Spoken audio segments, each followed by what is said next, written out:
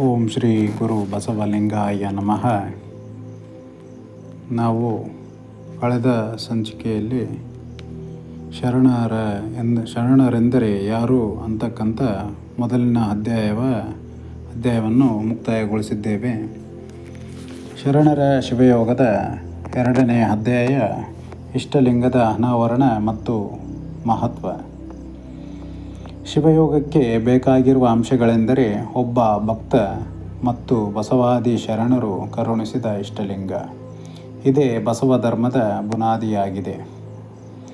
ಬಸವ ಧರ್ಮ ಲೌಕಿಕ ಜಗತ್ತಿನ ಸಂಸಾರ ಭ್ರಾಂತಿಯನ್ನು ಅತಿಗೆಳೆದು ಶುದ್ಧ ಚಿದ್ರೂಪವನ್ನು ಕೂಡುವ ಮಹದರಿವು ತಲೆದೂರಿದಲ್ಲಿ ಮುಂದೆ ಮಹಾವ್ಯಾಪ್ತಿಯನ್ನತಿಗೆಳೆದು ಮಹಕ್ಕೆ ಮಾರ್ಗ ತೋರುವ ಮಾರ್ಗಸೂಚಿಯೇ ಬಸವ ಧರ್ಮದ ಅಥವಾ ಲಿಂಗಾಯತದ ಸಾರಸವಿಯಾಗಿದೆ.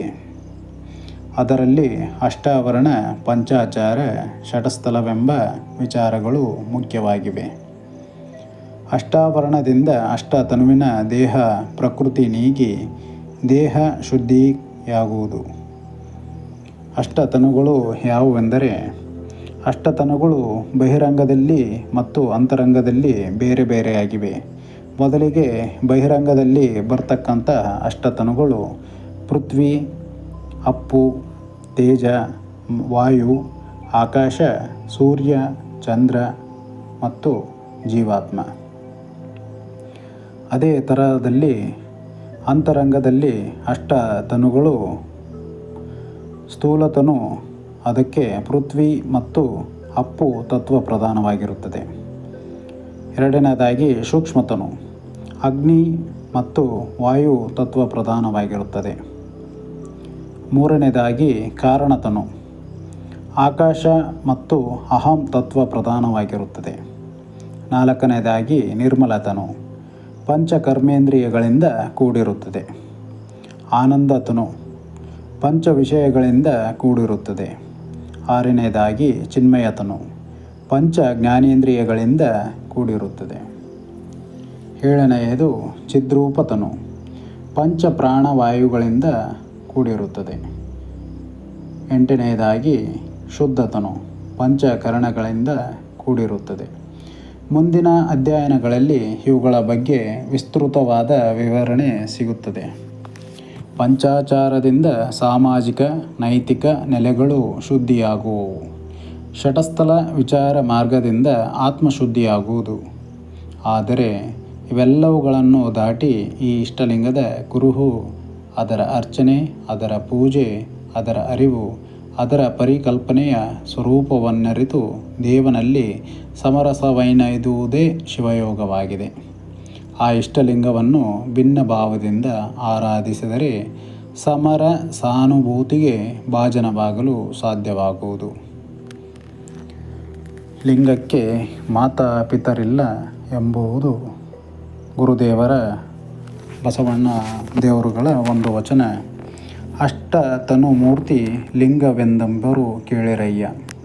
ಆದಿಯ ಮಗ ಅತೀತ, ಅತೀತನ ಮಗ ಆಕಾಶ, ಆಕಾಶನ ಮಗ ವಾಯು, ವಾಯುವಿನ ಮಗ ಅಗ್ನಿ, ಅಗ್ನಿಯ ಮಗ ಅಪ್ಪು, ಅಪ್ಪುವಿನ ಮಗ ಪೃಥ್ವಿ, ಪೃಥ್ವಿಯಿಂದ ಸಕಲ ಜನನವು, ಮನಸ್ಸಿನ ಮಗ ಚಂದ್ರ, ನಯನದ ಮಗ ಸೂರ್ಯ, ದೇಹದ ಮಗ ಆತ್ಮ. ಇಂತಿ ಅಷ್ಟತನುವೆಲ್ಲವಕ್ಕೆಯೂ ಉತ್ಪತ್ತ್ಯ ಉತ್ಪತ್ತ್ಯರಹಿತ ಅಯೋನಿಜ ಶೂನ್ಯ ನಿರಾಳ ನಮ್ಮ ಕೂಡಲ ಸಂಗಮ ದೇವಂಗೆ ಮಾತಾಪಿತರಿಲ್ಲ. ಸಮಗ್ರ ವಚನ ಸಂಪುಟ 1, ವಚನದ ಸಂಖ್ಯೆ 957. ಇದರ ಅರ್ಥಗರ್ಭಿತ ಹೀಗಿರುತ್ತದೆ. ಅಷ್ಟ ತನು ಮೂರ್ತಿಗಳಿಗೆ ಜನನ ಉಂಟು. ಕರ ಹಸ್ತದಲ್ಲಿರುವ ಪರಶಿವಲಿಂಗ ಸ್ವರೂಪಿ ಇಷ್ಟಲಿಂಗಕ್ಕೆ ಜನನಿ ಜನಕರೂ ಇಲ್ಲ. ಶಿವನಿಗೆ ಅಷ್ಟತನುಗಳ ಪರಿಮಿತಿ ಇಲ್ಲ. ಅಷ್ಟತನುಗಳಿಗೆ ಉತ್ಪತ್ತಿ, ಸ್ಥಿತಿ ಮತ್ತು ಲಯಗಳಿವೆ. ಆದರೆ ಶಿವ ಉತ್ಪತ್ತಿರಹಿತ, ಅಯೋನಿಜ, ಸ್ವಯಂಭು. ಆತ ಶೂನ್ಯ ನಿರಾಳ, ಅಂದರೆ ಅನಂತನಾದವನು, ಬಯಲಾದವನು. ಇದರಲ್ಲಿ ಇನ್ನೊಂದು ವಚನ, ಜೇಡರ ದಾಸಿಮಯ್ಯನವರದು ಇನ್ನೊಂದು ವಚನ. ಅರಹು ಅರಿಯಲೆಂದು ಕುರುಹ ಕೈಯಲ್ಲಿ ಕೊಟ್ಟ, ಅರುಹನೇ ಮರದು ಕುರುಹನೇ ಅರಿದ, ಈ ಕುರುಬಂಗರಿಗೆನೆತ್ತಣ ಮುಕ್ತಿಯೋ ರಾಮನಾಥ. ಸಮಗ್ರ ವಚನ ಸಂಪುಟ 7, ವಚನದ ಸಂಖ್ಯೆ 724. ಹರಿವನ್ನು ನೀನು ಅರಿತುಕೋ ಎಂಬ ಸದುದ್ದೇಶದಿಂದ ಆ ವಸ್ತುವಿನ ಪರವಸ್ತುವಿನ ಕುರುಹಾದ ಇಷ್ಟಲಿಂಗವನ್ನು ಕರಹಸ್ತದಲ್ಲಿ ದಯಪಾಲಿಸಿದರೆ ಅದರ ನಿಜಾರ್ಥವನ್ನು ಅರಿಯದೆ ಬರೀ ಬಾಹ್ಯಡಂಬರದ ಪೂಜೆಯಲ್ಲಿ ನಿರತನಾದ ಮಾನವರಿಗೆ ಮುಕ್ತಿ ಸಿಗುವುದು ಹೇಗೆ ಎಂದು ಜೇಡರ ದಾಸಿಮಯ್ಯನವರ ಪ್ರಶ್ನೆಯಲ್ಲಿ ಇಷ್ಟಲಿಂಗದ ಮಹತ್ವವನ್ನು ಅರಿಯಬೇಕೆಂಬ ಸದಾಶಯವಡಗಿದೆ. ಬಸವಣ್ಣನವರದು ಇನ್ನೊಂದು ವಚನ. ಲಿಂಗವ ಪೂಜಿಸಿ ಫಲವೇನಯ್ಯ, ಸಮರತಿ ಸಮಕಳೆ ಸಮ ಸುಖವನ್ನರಿಯದನ್ನಕ್ಕ, ಲಿಂಗವ ಪೂಜಿಸಿ ಫಲವೇನಯ್ಯ, ಕೂಡಲ ಸಂಗಮ ದೇವರ ಪೂಜಿಸಿ ನದಿಯೊಳಗೆ ನದಿ ಬೆರೆಸಿದಂತಾಗದನ್ನಕ್ಕ. ಸಮಗ್ರ ವಚನ ಸಂಪುಟ 1, ವಚನದ ಸಂಖ್ಯೆ 930. ಅದರ ನಿರ್ವಚನ ಈ ಥರ ಇದೆ. ಲಿಂಗವನ್ನು ಪೂಜಿಸಿ ಲಿಂಗವೇ ತಾನಾಗಬೇಕಾದ ಉದ್ದೇಶ ಶಿವಯೋಗದಲ್ಲಿದೆ. ಸಮರತಿ ಸಮಕಳೆ ಸಮಸುಖ ಲಿಂಗಪತಿಯಿಂದ ಶರಣ ಸತಿಗೆ ಲಭಿಸುತ್ತದೆ. ತನ್ನ ಆತ್ಮಬಲವನ್ನು ಸಂಪೂರ್ಣವಾಗಿ ಜಾಗೃತಗೊಳಿಸಿಕೊಳ್ಳುತ್ತಾ ನಿಜ ಮೂಲದಲ್ಲಿ ನಿಷ್ಪತ್ತಿಯನ್ನೈದುವುದಾಗಿದೆ. ಕೊನೆಯಲ್ಲಿ ಎಲ್ಲವನ್ನೂ ಮೀರಿ ನದಿಯೊಳಗೆ ನದಿ ಸೇರುವಂತೆ ಭಿನ್ನ ಭಾವವನ್ನು ಕಳೆದುಕೊಂಡು ಸಂಪೂರ್ಣ ಸಮರಸ ಭಾವದಲ್ಲಿ ಎರಡಳಿದು ಒಂದಾಗಿ ಜೀವ ಬೆರೆತು ಹೋಗುತ್ತದೆ. ಅದಕ್ಕೆ ಅಲ್ಲಮ ಪ್ರಭುದೇವರ ಒಂದು ವಚನ. ಲಿಂಗವನರಿಯದೆ ಏನನರೆದಡಿಯೂ ಫಲವಿಲ್ಲ, ಲಿಂಗವನರಿದ ಬಳಿಕ ಮತ್ತೇನನರಿಯದಡಿಯೂ ಫಲವಿಲ್ಲ, ಸರ್ವ ಕಾರಣ ಲಿಂಗವಾಗಿ, ಲಿಂಗವನೇ ಅರಿದರಿದು ಲಿಂಗ ಸಂಗವನೇ ಮಾಡುವೆ, ಸಂಗ ಸುಖದೋಳು ಓಲಾಡುವೆ ಗುಹೇಶ್ವರ. ಸಮಗ್ರ ವಚನ ಸಂಪುಟ 2, ವಚನದ ಸಂಖ್ಯೆ 1505. ಅದರ ನಿರ್ವಚನ ಈ ಥರ ಕೊಟ್ಟಿರುತ್ತಾರೆ.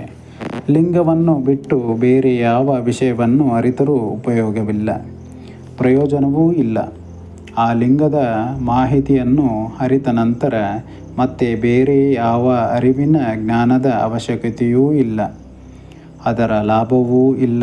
ಎಲ್ಲದಕ್ಕೂ ಸರ್ವಕಾರಣವಾಗಿ ಈ ಲಿಂಗವೇ ಆಗಿರುವುದರಿಂದ ಲಿಂಗವನ್ನು ಅರಿಯಲು ಅದರ ಮಹತ್ವವನ್ನು ಅಭ್ಯಾಸನ ಮಾಡುವ ನಿರಂತರ ಪ್ರಕ್ರಿಯೆಯಲ್ಲಿ ನಾವು ತೊಡಗಬೇಕು. ಆ ಲಿಂಗದ ಸಾಮೀಪ್ಯ ಸಾನ್ನಿಧ್ಯತೆಯಲ್ಲಿಯೇ ನಾವಿರಬೇಕು. ಆ ಲಿಂಗಯ್ಯನ ಸಂಗ ಸುಖದಲ್ಲಿ ನಾವು ಸಂಭ್ರಮಿಸಬೇಕು ಎಂಬ ಅಲ್ಲಮರ ಶಿವನುಡಿ ಆ ಲಿಂಗಾಂಗ ಸಾಮರಸ್ಯದ ಕನ್ನಡಿಯಂತೆ ನಮ್ಮ ಮುಂದೆ ನಿಂತಿದೆ.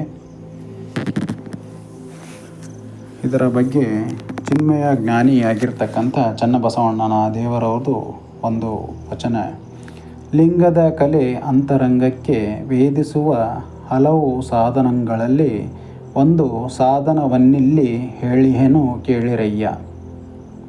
ಕರದಿಷ್ಟ ಲಿಂಗದಿ ತೆರೆದಿಟ್ಟ ದೃಷ್ಟಿಯವೇ ಅರಿಚದಂತಿರ್ದಡೆ ಆ ಲಿಂಗವು ಕಂಗಳಲ್ಲಿ ವ್ಯಾಪಿಸುತ್ತಿಪ್ಪುದು.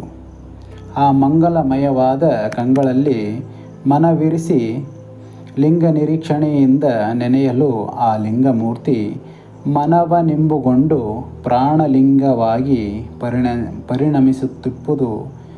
ಬಳಿಕ ಮನೋಮಯ ಲಿಂಗವನ್ನು ಭೇದವಿಲ್ಲದ ಸುವಿಚಾರದಿಂದ ಪರಿಭಾವಿಸಲು ಆ ಲಿಂಗಮೂರ್ತಿ ಭಾವದಲ್ಲಿ ಸಮರಸಗೊಂಡು ಭಾವಲಿಂಗವಾಗಿ ಕಂಗೊಳಿಸುತ್ತಿಪ್ಪುದು. ಆ ಭಾವಲಿಂಗವನ್ನು ಎಡಬಿಡದೆ ಭಾವಿಸುತ್ತಾ ನೆನಹು ನಿರೀಕ್ಷಣೆಯಿಂದ ತಪ್ಪದಾಚರಿಸಲು ಶರಣನು ನಿತ್ಯ ತೃಪ್ತನಾಗಿ ವಿರಾಜಿಸುತ್ತಿಪ್ಪನು. ಇದೇ ನಮ್ಮ ಕೂಡಲ ಚನ್ನಸಂಗಯ್ಯನೊಡನೆ ಕೂಡುವ ಪರಮೋಪಾಯವು. ಸಮಗ್ರ ವಚನ ಸಂಪುಟ 3, ವಚನದ ಸಂಖ್ಯೆ 1520. ಅದರ ನಿರ್ವಚನ ಹೀಗಿರುತ್ತದೆ. ಶಿವಯೋಗದಲ್ಲಿ ಕರಹಸ್ತದಲ್ಲಿರುವ ಇಷ್ಟಲಿಂಗವನ್ನು ನಮ್ಮ ದೇಹದ ಅಂತರಂಗದಲ್ಲಿ ಅಳವಡಿಸಿಕೊಳ್ಳುವ ವಿಧಾನವನ್ನು ಚನ್ನಬಸವಣ್ಣನವರು ವಿವರಿಸುತ್ತಿದ್ದಾರೆ. ಆ ಕರದಿಷ್ಟ ಲಿಂಗವನ್ನು ಅನಿಮಿಷ ದೃಷ್ಟಿಯಿಂದ ನಿರೀಕ್ಷಣೆ ಮಾಡುತ್ತಿರುವಾಗ ಅದೇ ಲಿಂಗವು ಆಗ ನಮ್ಮ ಕಂಗಳಲ್ಲಿ ವ್ಯಾಪಿಸಲ್ಪಡುತ್ತದೆ. ಅದೊಂದು ದೃಷ್ಟಿಯೋಗ. ಆ ಕಣ್ಣುಗಳಿಗೆ ಈಗ ಮಂಗಲಮಯವಾಗಿ ನಿರೀಕ್ಷಣೆಯಲ್ಲಿ ತೋರುತ್ತಿರುವ ಆ ಲಿಂಗ ಈಗ ಇಡೀ ಮನಸ್ಸನ್ನು ತುಂಬಿಕೊಂಡಾಗ ಪ್ರಾಣಲಿಂಗವಾಗಿ ಪರಿವರ್ತನೆಯಾಗುತ್ತದೆ. ಮನಸ್ಸನ್ನು ಆವರಿಸಿದ ಆ ಪ್ರಾಣಲಿಂಗವೀಗ ಯಾವುದೇ ಭಿನ್ನ ವಿಚಾರವಿಲ್ಲದೆ ಸುವಿಚಾರದಲ್ಲಿ ಪರಿಭಾವಿಸಲು ಇಡೀ ಭಾವದಲ್ಲಿ ಸಮರಸಗೊಂಡು ಭಾವಲಿಂಗವಾಗಿ ಕಂಗೊಳಿಸುತ್ತದೆ. ಆ ಭಾವಲಿಂಗದ ಸದ್ಭಾವನೆಯಲ್ಲಿ ಸದಾ ಇರುತ್ತಾ ದಿನನಿತ್ಯ ನೆನಹು ಮತ್ತು ಲಿಂಗ ನಿರೀಕ್ಷಣೆಗಳನ್ನು ತಪ್ಪದೇ ಆಚರಿಸಲು ಭಕ್ತನು ಶರಣನಾಗಿ ನಿತ್ಯ ತೃಪ್ತನಾಗಿ ವಿರಾಜಿಸುತ್ತಾನೆ. ಈ ಶಿವಯೋಗಕ್ಕೆ ಬಿಡುವಿಲ್ಲ, ರಜೆಯಿಲ್ಲ. ಇದುವೇ ಪರವಸ್ತುವಿನೊಡನೆ ಸಂಗಮವಾಗುವ ಶಿವಯೋಗದ ಪರಮೋಪಾಯವಾಗಿದೆ ಎಂದು ಚನ್ನಬಸವಣ್ಣನವರು ಸರಳವಾಗಿ ಅರ್ಥಪೂರ್ಣವಾಗಿ ಇಲ್ಲಿ ಹೇಳುತ್ತಿದ್ದಾರೆ. ಇದಕ್ಕೆ ತೋಂಟದ ಸಿದ್ಧಲಿಂಗ ಶಿವಯೋಗಿಗಳವರ ವಚನ: ಅಷ್ಟಷಷ್ಠಿಕೋಟಿ ತೀರ್ಥವ ಮಿಂದರಿಲ್ಲ ಕಾಣಿರಣ್ಣ, ಲಕ್ಷ ಲಕ್ಷ ಕೋಟಿ ಕೋಟಿ ಜಪ ವನನೆನೆಸಿದರಲ್ಲಿ ಕಾಣಿರಣ್ಣ, ಧ್ಯಾನ ಮೌನ ಹೋಮ ನೇಮ ಅನುಷ್ಠಾನವ ಮಾಡಿದರಿಲ್ಲ ಕಾಣಿರಣ್ಣ, 120 ವೇಳೆ ಭೂಪ್ರದಕ್ಷಿಣವ ಮಾಡಿದರಿಲ್ಲ ಕಾಣಿರಣ್ಣ, ಕಾಶಿ ಕೇದಾರ ಶ್ರೀಶೈಲ ಶಿವಗಂಗೆ ಗೈದದಿದ್ದರಲ್ಲಿ ಕಾಣಿರಣ್ಣ. ಇವೆಲ್ಲ ಬರಿಯ ಭ್ರಾಂತು, ಇಪ್ಪಟಾವ ಹೇಳಿಹನು ಕೇಳಿರಣ್ಣ. ಶ್ರೀ ಗುರು ಕರುಣದಿಂದ ವಿಜಯಂಗೈಸಿಕೊಟ್ಟ ಪರಮಲಿಂಗ ತನ್ನ ಕರದಲ್ಲಿ ತುಂಬಿಪ್ಪದಯ್ಯ.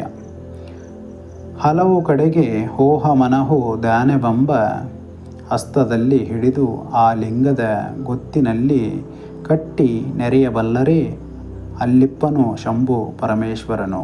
ಇದೇ ನಿಶ್ಚಯ. ಉಳಿದವೆಲ್ಲ ಹುಸಿ ಕಾಣ ಮಹಾಲಿಂಗ ಗುರು ಶಿವಸಿದ್ದೇಶ್ವರ ಪ್ರಭುವೇ. ಸಮಗ್ರ ವಚನ ಸಂಪುಟ 11 ವಚನದ ಸಂಖ್ಯೆ 254. ಅದರ ನಿರ್ವಚನ ಹೀಗಿದೆ: ಅನೇಕ ಪೂರ್ವಗ್ರಹ ಪೀಡಿತ ಆಚಾರ ವಿಚಾರಗಳಿಂದ ನಮ್ಮ ಮನಸ್ಸು ಕಲುಷಿತವಾಗಿದೆ. ಅನೇಕ ತೀರ್ಥಗಳಲ್ಲಿ ಮಿಂದರು, ಲಕ್ಷ ಕೋಟಿ ಜಪವೆನಿಸುತ್ತಾ ಕಾಲಹರಣ ಮಾಡಿದರು, ಕಪಟ ಧ್ಯಾನ ಮೌನ ಅನುಷ್ಠಾನ ವ್ರತ ಹೋಮ ನಿಯಮಗಳನ್ನು ಮಾಡುತ್ತಾ ಕುಳಿತುಕೊಂಡರು. ಆ ಶಿವ ಸತ್ಯವನ್ನು ಅರಿಯಲು ಅನೇಕ ಜನರು 12 ಜ್ಯೋತಿರ್ಲಿಂಗ ಇತ್ಯಾದಿಗಳ ಹೆಸರಲ್ಲಿ ಭೂ ಪ್ರದಕ್ಷಿಣೆಯನ್ನು ಮಾಡಿದರು. ಆದರೆ ಇವೆಲ್ಲ ಮನಸ್ಸಿನ ಭ್ರಾಂತಿಗಳಾಗಿವೆ. ನಿಜವೇನೆಂಬುದನ್ನು ಸಿದ್ಧಲಿಂಗೇಶ್ವರರು ಹೇಳುತ್ತಿದ್ದಾರೆ. ಶ್ರೀ ಗುರುವು ಕರುಣೆಯಿಂದ ಆಶೀರ್ವಾದದ ರೂಪದಲ್ಲಿ ಕರಹಸ್ತದಲ್ಲಿ ಇಷ್ಟಲಿಂಗವನ್ನು ಪ್ರತಿಷ್ಠಾಪಿಸಿದ್ದಾನೆ. 10 ಹಲವು ಕಡೆ ಹರಿದಾಡುವ ಮನಸ್ಸನ್ನು ಆ ಲಿಂಗ ಧ್ಯಾನದಲ್ಲಿ ತೊಡಗಿಸಿದಾಗ ಆ ಶಿವಯೋಗದ ದರ್ಶನವಾಗಿ ಅಲ್ಲಿ ಪರವಸ್ತುವಿನ ದರ್ಶನವೂ ಆಗುತ್ತದೆ. ಇದೊಂದು ನಿಶ್ಚಯವಾಗಿದೆ, ನಿರ್ಣಯವಾಗಿದೆ. ಅಲ್ಲಿ ಅಸತ್ಯಕ್ಕೆ ಸ್ಥಳವಿಲ್ಲ. ಬೇರೆ ಯಾವುದಾದರೂ ಆಚಾರ ವಿಚಾರಗಳಿಂದ ನಾವು ಪೂರ್ವಗ್ರಹ ಪೀಡಿತರಾಗಿದ್ದರೆ ಶಿವಯೋಗ ಸಿದ್ಧಿಸುವುದಿಲ್ಲ. ಹಾಗಿದ್ದಲ್ಲಿ ಈ ಶಿವಯೋಗಕ್ಕೆ ಹೋಗುವ ವಿಚಾರವನ್ನು ತ್ಯಜಿಸುವುದೇ ಒಳಿತು. ಏಕೆಂದರೆ ಆ ಅನ್ಯ ಭಾವಗಳೊಂದಿಗೆ ಈ ಶುದ್ಧ ಶಿವಭಾವ ಸಿದ್ಧಿಸಲು ಅಸಾಧ್ಯವಾಗಿದೆ. ಇನ್ನು ಇಷ್ಟಲಿಂಗದ ಮಹತ್ವವನ್ನು ತಿಳಿಸಿಕೊಡುತ್ತಿದ್ದಾರೆ. ಎಲ್ಲ ಬಸವಾದಿ ಶರಣರ ಅನುಭವ ಪ್ರಮಾಣದಂತೆ ಜೀವ ಮತ್ತು ಪರಮರ ಐಕ್ಯತೆಗೆ ಬಸವ ಗುರುವಿನಿಂದ ಜನಿತವಾದ ಇಷ್ಟಲಿಂಗವು ಅತ್ಯಂತ ಪ್ರಮುಖ ಪಾತ್ರ ವಹಿಸುವುದಾಗಿದೆ. ಇಷ್ಟಲಿಂಗವು ತನ್ನಿಂದ ಭಿನ್ನವಾದ ವಸ್ತುವಿನ ಮೂರ್ತಿ ಪೂಜೆಯಲ್ಲ, ಜೀವಾತ್ಮ ಪರಮಾತ್ಮರನ್ನು ಬೆಸುಗೆ ಮಾಡಿ ಪೂಜಿಸುವ ಅಹಂ ಗುಗ್ರೋಪಾಸನೆಯಾಗಿದೆ ಎಂದು ಅನ್ನುತ್ತಾರೆ ಷಣ್ಮುಖ ಶಿವಯೋಗಿಗಳು. ಅಂದರೆ ಇಡೀ ಅಂಗದ ಸಮಗ್ರ ಪೂಜೆಯಾಗಿದೆ. ಈ ಕರಸ್ಥಲದ ಜ್ಯೋತಿ ಅರುಹಿನ ಕುರುಹಾಗಿದ್ದು ನಮ್ಮ ಅಂತರಂಗವನ್ನು ಪ್ರವೇಶಿಸಿ ಕಾಯವನ್ನೇ ಕೈಲಾಸವನ್ನಾಗಿ ಮಾಡಿ ಪುನೀತಗೊಳಿಸುವುದು. ಮನುಷ್ಯನ ಸಕಲ ಇಷ್ಟಾರ್ಥಗಳನ್ನು ಪೂರೈಸುವ ಹಾಗೂ ಅನಿಷ್ಟಗಳನ್ನು ದೂರ ಮಾಡುವ ಲಿಂಗವೇ ಇಷ್ಟಲಿಂಗವಾಗಿದೆ. ಇಷ್ಟಲಿಂಗ ಪೂಜೆಯಿಂದ ಮುಂಬರುವ ವಿಪತ್ತುಗಳು ದೂರಾಗುತ್ತವೆ ಎಂಬುದರಲ್ಲಿ ಯಾವ ಸಂದೇಹವೂ ಇಲ್ಲ. ಆ ಇಷ್ಟಲಿಂಗ ಪೂಜೆಯಿಂದ ಏಕಾಗ್ರತೆ, ನೈತಿಕತೆ, ಆರೋಗ್ಯ ಭಾಗ್ಯ ಹಾಗೂ ಆತ್ಮವಿಶ್ವಾಸ ವೃದ್ಧಿಸುತ್ತವೆ. ನಿಮ್ಮ ಹೆಚ್ಚಿದ ರಕ್ತದೊತ್ತಡ, ಮಧುಮೇಹ ಅಂದರೆ ಶುಗರ್, ಖಿನ್ನತೆ ಇತ್ಯಾದಿ ರೋಗಗಳು ಸಹ ನಿಯಂತ್ರಿಸಲ್ಪಡುತ್ತವೆ. ಲಿಂಗವೆಂಬುದು ಸ್ವತಂತ್ರ ಸಿದ್ಧಲಿಂಗದವರ ವಚನ ಹೀಗಿರುತ್ತದೆ. ಲಿಂಗವೆಂಬುದು ಸರ್ವಕಾರಣ ಪರಮ ನಿರ್ಮಲ. ಲಿಂಗವೆಂಬುದು ಸಚ್ಚಿದಾನಂದ ನಿತ್ಯ ಪರಿಪೂರ್ಣ. ಲಿಂಗವೆಂಬುದು ಸರ್ವಲೋಕೋತ್ಪತ್ತಿಗೆ ಮೂಲ ಕಾರಣ. ಲಿಂಗವೆಂಬುದು ಜನ್ಮವಾರಿಧಿಯ ದಾಂಟಿಸುವ ಬೈತ್ರವು. ಲಿಂಗವೆಂಬುದು ಶರಣರ ಹೃದಯದಲ್ಲಿ ಬೆಳಗುವ ಜ್ಯೋತಿರ್ಮಯ ಲಿಂಗವು. ಇಂತಿ ಲಿಂಗದ ಮರ್ಮವನರಿದವನೇ ಅರಿಯದವನು ನಿಜಗುರು ಸ್ವತಂತ್ರ ಸಿದ್ಧಲಿಂಗೇಶ್ವರ. ಸಮಗ್ರ ವಚನ ಸಂಪುಟ 11, ವಚನದ ಸಂಖ್ಯೆ 956. ಅದರ ನಿರ್ವಚನ ಹೀಗಿರುತ್ತದೆ. ಆ ಇಷ್ಟಲಿಂಗವೆಂಬುದು ಎಲ್ಲದಕ್ಕೂ ಸರ್ವಕಾರಣವಾಗಿದೆ, ಪರಮ ನಿರ್ಮಲವಾಗಿದೆ. ಅದೊಂದು ನಮಗೆ ಸಚ್ಚಿದಾನಂದ ಕರುಣಿಸುವ ನಿತ್ಯ ಪರಿಪೂರ್ಣವಾದ ಪರವಸ್ತುವಾಗಿದೆ. ಅದು ಸರ್ವ ಸೃಷ್ಟಿ ರಚನೆಗೆ ಮೂಲ ಕಾರಣವಾಗಿದೆ. ನಮ್ಮ ಈ ಸಂಸಾರವೆಂಬ ಭವಸಾಗರವನ್ನು ದಾಟಿಸಿ ದಡ ಮುಟ್ಟಿಸುವ ದೋಣಿಯಾಗಿದೆ. ನಮ್ಮ ಹೃದಯದಲ್ಲಿ ಸದಾ ಬೆಳಗುವ ಜ್ಯೋತಿ ಸ್ವರೂಪ ಈ ಕರಹಸ್ತದ ಇಷ್ಟಲಿಂಗವಾಗಿದೆ. ಈ ಇಷ್ಟಲಿಂಗದ ಜ್ಞಾನವನ್ನು ಅರಿತವನೇ ನಿಜ ಶರಣನೆನಿಸುತ್ತಾನೆ. ಲಿಂಗಾಂಗ ಸಾಮರಸ್ಯದ ಬಗ್ಗೆ ವಿವರಣೆ. ಈ ಲಿಂಗವನ್ನು ಬೆರೆಸುವುದು ಅಥವಾ ಕೂಡುವುದೇ ಮಾನವ ಕುಲದ ಪರಿಪೂರ್ಣತೆಯಾಗಿದೆ. ಆ ಲಿಂಗದ ಪ್ರಭೆಯನ್ನೇ ಒಳ ಹೊರಗೆ ಕಂಡು ಎರಡರೆಂಬೆ ತಾನೂ ಬೇರೆ ಲಿಂಗ ಬೇರೆ ಎಂತ ಭಾವವಳಿದು ಅದ್ವೈತಾನಂದದಲ್ಲಿ ಅಂದರೆ ಆ ಶಿವಾನಂದದಲ್ಲಿ ನಿಲ್ಲುವ ನಿಜ ವಿಶ್ರಾಂತಿಯ ಧಾಮಕ್ಕೆ ಜೀವಾತ್ಮನನ್ನು ತಲುಪಿಸುವ ನಿತ್ಯ ಮುಕ್ತನಾಗಿ ವ್ಯವಹರಿಸಲು ಸಹಕಾರಿಯಾಗುವ, ಕಾಲನ ಭೀತಿಯನ್ನು ಗೆಲ್ಲುವ, ನಿಶ್ಚಿಂತೆಯಲ್ಲಿ ನಿವಾಸಿಯಾಗುವ, ಅಲೌಕಿಕ ಅನುಭವಗಳ ಚಿಮ್ಮುವ ಪ್ರಕಟವಾಗುವ, ಉಪಮಿಸಬಾರದ ಅನುಪಮದಾಗರಕ್ಕೆ ತಲುಪಿಸುವ ವಾಹಕವೇ ಈ ಇಷ್ಟಲಿಂಗವಾಗಿದೆ. ಹೀಗಾಗಿ ಅನಿಷ್ಟಗಳೆನಿಸುವ ಜ್ಯೋತಿಷ್ಯ, ಪಂಚಾಂಗ, ಮುಹೂರ್ತ, ಮಡಿ, ಮೈಲಿಗೆ ಅಂತಕ್ಕಂಥ ಮೀರಿದ ಶಿವಯೋಗದ ಮಹತ್ವವನ್ನು ನಾವು ಅರಿಯಬೇಕು. ಅದು ಶಬ್ದಾತೀತವಾದ, ಹೋಲಿಸಲಾಗದ, ವರ್ಣನಾತೀತ ಶಿವಾನುಭವವಾಗಿದೆ. ಶರಣರು ಕಂಡುಕೊಂಡ ಅಂತಿಮ ಸತ್ಯವನ್ನು ಇಷ್ಟಲಿಂಗದ ದೃಷ್ಟಿಯೋಗದಿಂದ ನಾವು ಸಹ ಪಡೆಯಬೇಕಲ್ಲವೇ? ಆ ಶಿವಯೋಗದ ಉತ್ತುಂಗ ಸ್ಥಿತಿಯನ್ನು ತಲುಪುವ ಒಂದು ಪ್ರಯತ್ನವನ್ನಾದರೂ ನಾವು ಮಾಡಬಹುದಲ್ಲವೇ? ಲಕ್ಷಾಂತರ ಶಿವಶರಣರು 12ನೆಯ ಶತಮಾನದಲ್ಲಿ ಸಮಾವೇಶಗೊಂಡು ಕಂಡುಹಿಡಿದ ಈ ಶಿವಯೋಗವನ್ನು ನಾವಿಂದು ಮಾಡಿಕೊಳ್ಳಬೇಕಾಗಿದೆ. ಅದರ ಜ್ಞಾನದ ಬಗ್ಗೆ, ಅದರ ವಿಸ್ತೃತ ಸ್ವರೂಪದ ಬಗೆಗೆ, ಅದರ ವಿವಿಧ ಆಯಾಮಗಳ ಅಭ್ಯಾಸನವೇ ಈ ಗ್ರಂಥದ ಮೂಲ ಉದ್ದೇಶವಾಗಿದೆ. ಇಂತಹ ಅನುಪಮವಾದ, ದಿವ್ಯವಾದ ಶಿವಯೋಗವನ್ನು 9 ವಿಕಸನ ಕ್ರಮಗಳ ಮೂಲಕ ಅರಿಯುವ ಹರಸಾಹಸಕ್ಕೆ ಇಲ್ಲಿ ಪ್ರಯತ್ನ ಪಡಲಾಗಿದೆ. ಇದೊಂದು ವಿಶಾಲವಾದ ವೈಜ್ಞಾನಿಕ ತಳಹದಿಯ ಮೇಲೆ ನಿರ್ಮಿತವಾದ ಶಿವಜ್ಞಾನವಾಗಿದ್ದು, ಕೇವಲ ವಚನಗಳ ಮೇಲೆ ಆಧಾರಿತವಾಗಿ ರಚಿಸಲ್ಪಟ್ಟಿದೆ. ಇದೇ ಅಂತಿಮ ಸತ್ಯವಾಗಿರದೆ ಅನೇಕ ಪ್ರಾಜ್ಞರು ಇನ್ನೂ ಇದನ್ನು ಮುಂದೆ ಪರಿಷ್ಕರಿಸುವ ಆಶಯದೊಂದಿಗೆ ಆ ಜ್ಞಾನದತ್ತ ಸಾಗೋಣ. ಇಲ್ಲಿಗೆ 2ನೆಯ ಅಧ್ಯಾಯ ಮುಕ್ತಾಯಗೊಂಡಿರುತ್ತದೆ. ಇದನ್ನು ಆಲಿಸಿದಂಥ ಎಲ್ಲ ಶರಣರಿಗೂ, ಶರಣ ತಂದೆ ತಾಯಿಯರಿಗೂ ಭಕ್ತಿಯ ಶರಣಾರ್ಥಿ. ಓಂ ಶ್ರೀ ಗುರು ಬಸವಲಿಂಗಾಯ ನಮಃ.